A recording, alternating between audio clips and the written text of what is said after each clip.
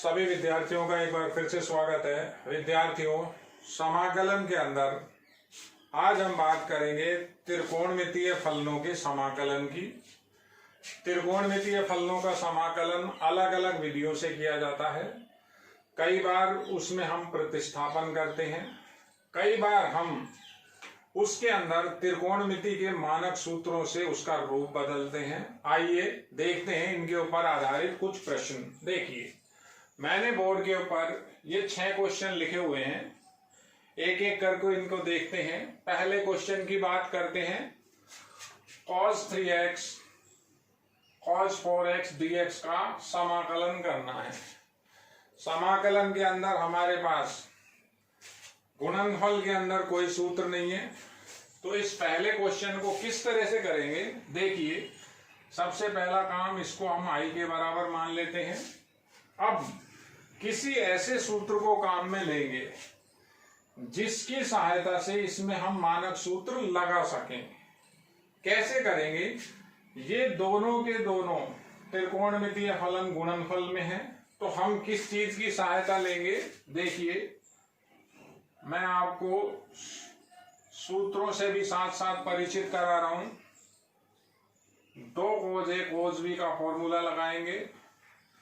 2 cos A cos B का formula हमारे पास होता है cos A plus B plus 2 cos A cos B लगा रहे हैं cos A माइनस B।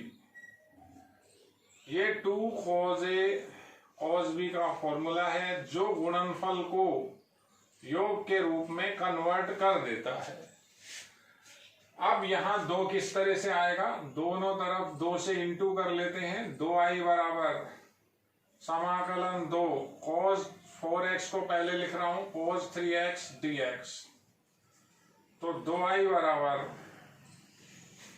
इसके अंदर ये जब फॉर्मूला लगेगा तो ये क्या करेगा? cos A प्लस B दोनों का एडिशन कर देगा, यानी cos 7x कर देगा, plus cos A minus B तो cos x हो जाएगा।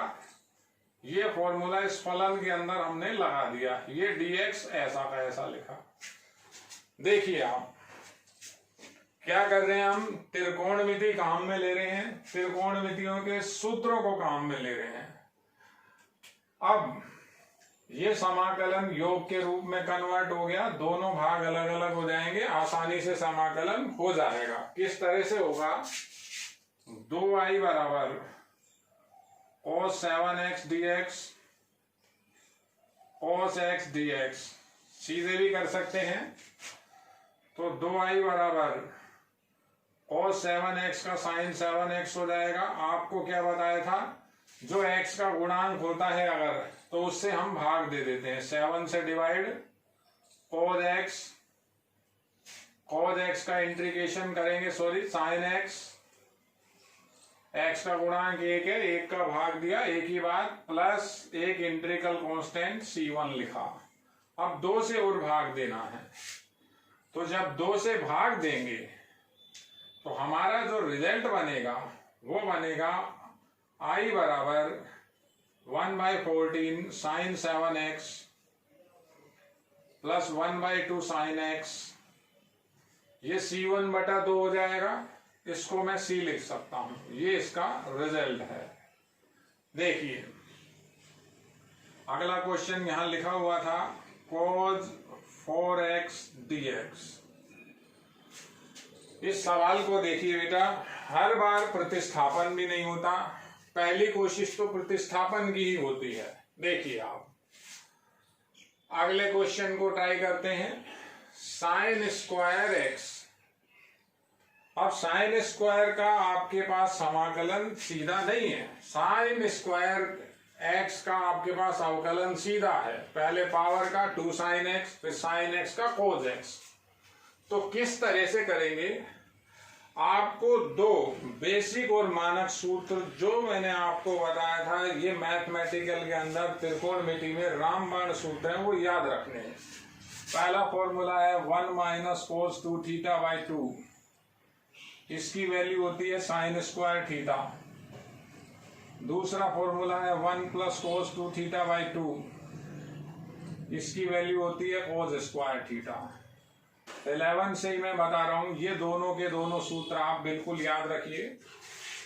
तो पहले साइन स्क्वायर एक्स की वैल्यू को हम कन्वर्ट करेंगे।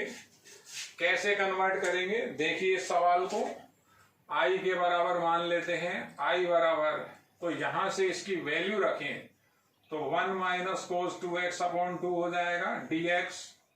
अब अलग अलग करना है, अलग अलग किस तरह से करेंगे देखिए आप, आई बराबर 1/2 बाहर आ जाएगा, dx बचेगा, माइनस 1/2 इसका बाहर आ जाएगा, cos 2x हो जाएगा, dx हो जाएगा। देखिए अब दोनों के अंदर मानक सूत्र हैं, तो आई बराबर 1/2 dx का समाकलन x माइनस 1/2 cos 2x का sin 2x और 2 से और डिवाइड x के गुणांक का भाग प्लस c। तो फाइनली रिजल्ट आ गया आई बराबर 1/2x minus 1/4 sin 2x plus integral constant c।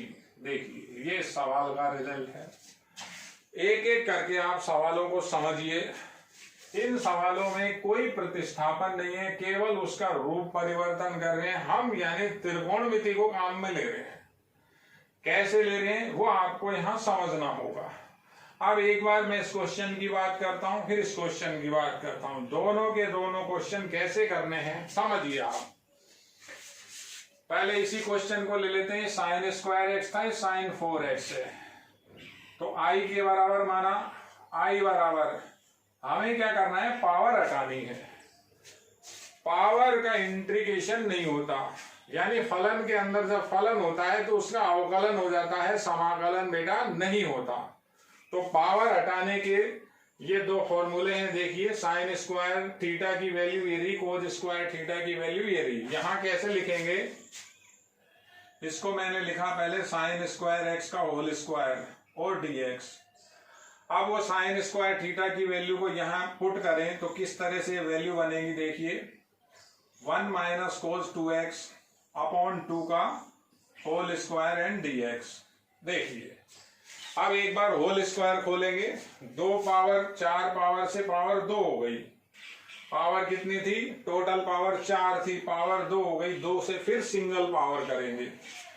कैसे कर रहे हैं देखिए, इस क्वेश्चन को यहां कंटिन्यू कर रहा हूं,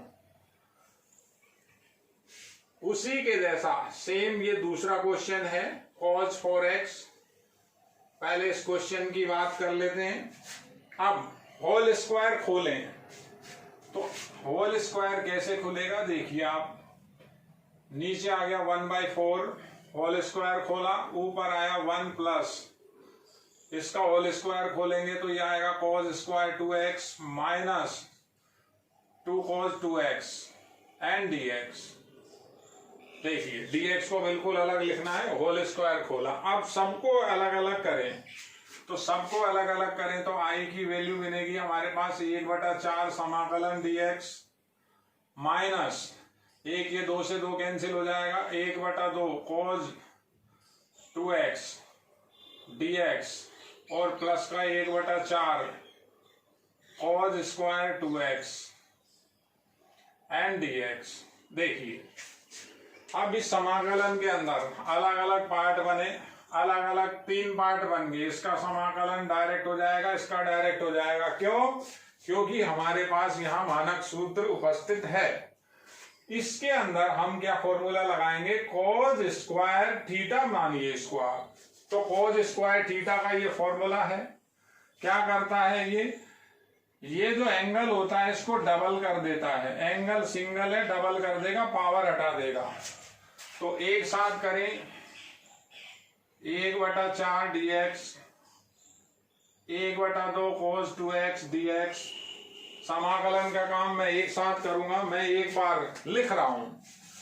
यहां क्या आएगा देखिए, ये फॉर्मूला जब आप लगाएंगे तो बटा में 2 और है, ये क्या हो जाएगा 1/8। यहां क्या बनेगा 1 प्लस, पहले एंगल डबल है तो सिंगल को डबल करता है तो डबल को 4 टाइम कर देगा, cos 4x एंड dx। अब सबका समाकलन हो सकता है, मानक सूत्र है। कैसे करेंगे देखिए, आई बराबर आएगा 1/4x dx का x हो गया, माइनस cos 2x का हो गया sin 2x, 2 से और डिवाइड करेंगे तो 1/2, तो पहले 1/4 हो गया। ये आएगा प्लस का 1/8x, किसका हुआ था ये 1 का। ऐसे ही cos 4x का क्या हो जाएगा sin 4x, 4 से और भाग लगेगा, 8 पहले ही है तो 32 हो गया, प्लस का इंटीग्रल कांस्टेंट c आ गया। ये दोनों ऐड हो जाएंगे, 1/4 है 1/8 है, दोनों को आप ऐड कर दीजिए, ये आपका इसका आंसर बन जाएगा। समझिए बेटा, अब जैसे मैंने ये क्वेश्चन किया है उसी तरह से सेम आपको ये क्वेश्चन करना है। क्या करेंगे, cos स्क्वायर x का होल स्क्वायर हो जाएगा, cos स्क्वायर x के अंदर ये वाला फॉर्मूला लगेगा। देखिए समझिए, इसी तरह से ये, यानी ये दोनों के दोनों क्वेश्चन एक तरह से सेम क्वेश्चन हो गए, केवल और केवल किस चीज का फर्क था, फॉर्मूले का। अब अगले क्वेश्चन की बात करते हैं, cos 5x dx। अब यहां पे हमारे पास त्रिकोणमिति का कोई भी मानक सूत्र नहीं है, तो अगर किसी चीज का समाकलन पूछ रहा है तो समाकलन तो बेटा उसका होगा, किसी ना किसी तरीके से समाकलन उसका जरूर होगा। अब यहां कैसे समाकलन करेंगे, ये चीजें प्रैक्टिस की हैं, थोड़ा सा आपको समझना पड़ेगा। मैं आपको जितने भी तरीके से एक सामान्य विद्यार्थी का मस्तिष्क काम करता है, यानी जैसे वो सोचता है उसकी सोच को भी आपसे मैं मिला के बताऊंगा, ताकि आपको ऐसा नहीं लगे कि सर को तो ये क्वेश्चन रटे हुए हैं या सर को तो ज्यादा नॉलेज है। ऐसा नहीं होता। बच्चे और टीचर के अंदर जो डिफरेंस होता है मेन, वो कि हमारा जो माइंड होता है वो एक तरह से फुल कंसंट्रेट है पढ़ाने में, और जो नंबर ऑफ फॉर्मूले हैं, सूत्र हैं, वो हमें मस्तिष्क में पहले से ही घूम रहे हैं और हमें उस चीज का लॉजिक मालूम है। तो देखिए किस तरह से उस क्वेश्चन को करेंगे। ये दोनों के दोनों क्वेश्चन इंपॉर्टेंट हैं। कैसे करेंगे पहले इन्हें देख लीजिए आप। अब अगले क्वेश्चन की बात चल रही है। क्वेश्चन मेरे पास ऐसे कई क्वेश्चन हैं, मैं आपको इसी से मिलता जुलता एक क्वेश्चन और लिख रहा हूं। देखिए, sin 5x एंड dx हमारे पास अगर है, किसी भी क्वेश्चन को ले लीजिए, पहले उसी की बात कर लेते हैं। i के बराबर माना cos 5x dx। तो यहां पर क्या है, मेरे पास त्रिकोणमिति का कोई भी मानक सूत्र नहीं है, तो हम किस तरह से इसको अपन कन्वर्ट करेंगे। देखिए, इसे मैंने ऐसा लिखा पहले, cos 4x cos x और dx, एक 4 घात ये रही, 1 घात ये रही, घात टोटल हो गई 5। अब हम प्रतिस्थापन विधि लगाएंगे यहां। तो प्रतिस्थापन विधि कैसे लगती है, देखिए, ये जो रिजल्ट है cos x dx, यानी साइन को लाओगे तो साइन का अवकलन कोस होता है। तो इसे हम क्या लिखें, देखिए, 1 माइनस साइन स्क्वायर एक्स का whole square, 1 minus sine square x cos square x हो गया, और पावर एक होल स्क्वायर, 2 और पावर, तो टोटल 4 पावर होगी। यानी मैंने क्या लगाया है, cos 4x को लिखा है 1 माइनस साइन स्क्वायर एक्स का होल स्क्वायर।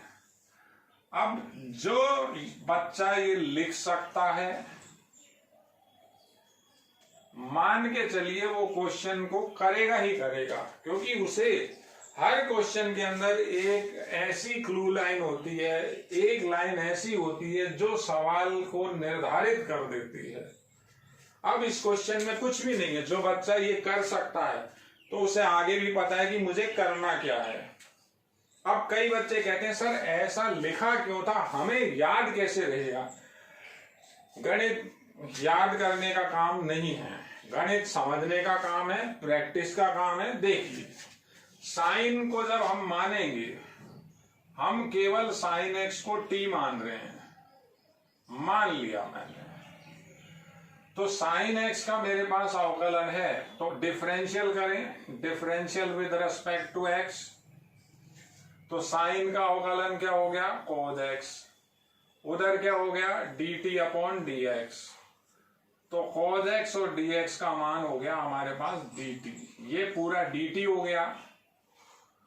तो I की वैल्यू क्या बनी, 1 माइनस टी स्क्वायर का होल स्क्वायर और dt। अब पहले तो आप ये होल स्क्वायर खोलिए, तो I की वैल्यू क्या आ जाएगी, 1 plus t4 minus 2t square and dt। अब ये इस कंडीशन में है कि इसका समाकलन हम कर सकते हैं, इसका समाकलन सीधा हो सकता है, या तो आप सब पार्ट को अलग अलग कर लीजिए, ऐसी कोई जरूरत नहीं है, ऐसी कोई रिक्वायरमेंट नहीं है, और ऐसा कोई कंपलसरी नहीं है कि मैं हर पार्ट को अलग अलग करूं, सीधा अवकलन बनता है। देखिए I का रिजल्ट आएगा, 1 का समाकलन t हो गया, t के सापेक्ष कर रहे हैं, x नहीं लिखना है, t4 का समाकलन t5/5 हो गया, टी स्क्वायर का हो जाएगा टी क्यूब और 2/3 और इंटीग्रल कांस्टेंट c। अब क्या करना है, केवल और केवल t का मान रखना है, t का मान है साइन एक्स, तो हमारे पास रिजल्ट आ जाएगा साइन एक्स प्लस 1/5 साइन की power 5x minus 2/3 sine cube x plus c। ये काम खत्म। इसी तरह से सेम हम ये क्वेश्चन करेंगे। ये क्वेश्चन किस तरह से होगा, आप देखिए, cos 5x था, यहां sin 5x है, तो अब क्या करें, अब हम साइन लेकर के चलेंगे। कैसे चलाएंगे इस क्वेश्चन को, देखिए बहुत इंपॉर्टेंट है ये सब, और ये प्रैक्टिस का काम है। अब इस क्वेश्चन की बात करते हैं। I के बराबर मैंने सवाल को मान लिया, I बराबर पहले लिखा sin 4x and sin x and dx, total power वापस 5 हो गई। अब जो sin 4x है, sin 4x है, इसको कन्वर्ट करो cos में, तो लिख रहा हूं I बराबर 1 minus cos square x, sign square x हो गया, एक स्क्वायर होल स्क्वायर लगाया, साइन 4x हो गया, साइन x और dx ये रहा। अब क्या मानेंगे यहां, अब cos x बराबर t मानेंगे, तो अवकलन किया तो माइनस साइन x हुआ, इधर हुआ dt अपॉन dx, माइनस उधर चला जाएगा, dx इधर आ जाएगा, तो साइन x और dx की जो वैल्यू आएगी वो माइनस की dt हो जाएगी। ये एक प्रतिस्थापन और ये मान वापस मैं इसके अंदर रख रहा हूं यहां, तो I जो मेरा बनेगा क्या बन जाएगा, देखिए 1 माइनस टी स्क्वायर का होल स्क्वायर और sine t d t, sine t d x का मान क्या है, साइन एक्स डी एक्स का मान क्या है, माइनस डी टी है, तो माइनस ये बाहर लगा दिया, डी टी ये रहा। देखिए अब फिर होल स्क्वायर खोलें, तो आई बराबर होल स्क्वायर खोलें तो माइनस बाहर ही चल रहा है, 1 plus t4 minus 2t square and dt। चाहे तो आप माइनस को पहले अंदर ले जा सकते हैं, तो एक बार अंदर ले जाते हैं, 2t square minus t4 minus 1 and dt। अब समाकलन मानक रूप में है, 3 स्टेप अलग अलग करने की कोई जरूरत नहीं, आप सीधा इसका समाकलन कीजिए, बाद में आप t का मान रखिए। कैसे करेंगे, देखिए I बराबर 2, ये हुआ t³ 3 माइनस ये हुआ t5/5, 1 का समाकलन t इंटीग्रल कांस्टेंट c। केवल और केवल t की जगह क्या रखना है हमें, cos x। देखिए इस तरह से हम यहां काम कर रहे हैं। अब एक क्वेश्चन और लिखा हुआ है, इस क्वेश्चन की भी बात करते हैं। मैं आपको हर तरह के क्वेश्चन करा रहा हूं, कभी प्रतिस्थापन हो जाता है, कभी नहीं हो पाता। कई बार हम उसमें त्रिकोणमिति का कोई ना कोई मानक सूत्र लगा रहे हैं, लेकिन समाकलन कब किया जाता है, जब हमारे पास मानक रूप बन जाता है। समाकलन का या तो कोई मानक सूत्र बन जाए तो ही हम समाकलन कर सकते हैं। समाकलन के अंदर गुणनफल नहीं संभव, समाकलन दो फलनों के भागफल का भी संभव नहीं होता। तो इसमें क्या हो रहा है, दो फलनों का एक तरह से भागफल है, अवकलन आराम से हो जाएगा। समाकलन इसका कैसे करेंगे आप वो देखिए। अब इस क्वेश्चन को कैसे लिखना है, क्या करना है समझिए। देखिए 5 और 3 का घटाव 2 होता है, तो मैं क्या लिख रहा हूं इसको समझिए। अगले लाइन में मैं इसको ये लिख रहा हूं, i बराबर sin 5x minus 3x upon sin 5x sin 3x and dx। अब जो बच्चा ये लिख लेगा वो इस सवाल को कर लेगा। अब सवाल यही आता है, बच्चा कहता है कि सर ऐसे हमें कैसे ध्यान रहेगा। तो ध्यान की बात ऐसी है, यहां किसी तरह का कोई प्रतिस्थापन नहीं है, यहां भागफल है, सब में एंगल अलग अलग हैं। जब आप किसी क्वेश्चन की 1-2 बार प्रैक्टिस कर लोगे तो आपको सब समझ में आएगा कि 5 और 3 का घटाव 2 है, तो इस 2x को लिख सकते हैं 5x माइनस 3x। इतने काम को करने के बाद आपको सूत्र भी समझ में आएंगे और सवाल आराम से आगे सरल होगा। अब आगे क्या करना है देखिए, sin a माइनस b लगाना है। कहां लगाना है, ऊपर।